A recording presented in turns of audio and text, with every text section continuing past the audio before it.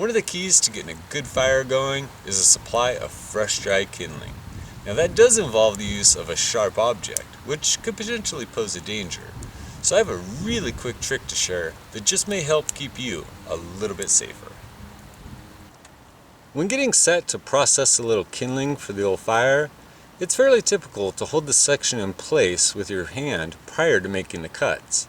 Now, the problem here lies in the fact that we are using a very sharp object in close proximity to our precious fingertips, which could lead to a very nasty accident. A simple way around this is to take a small section of stick, which can be referred to as the smart stick, the chicken stick, or even the sissy stick. Now how this works is we simply hold the wood in place with the stick. This provides us a little bit of distance between the wood that we want to cut and the precious fingertips that we absolutely do not want to cut. From there, it's a matter of simply making the cuts.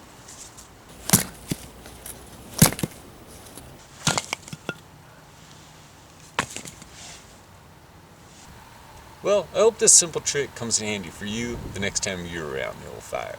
And if you did find it useful, please take a second to hit the old thumbs up button.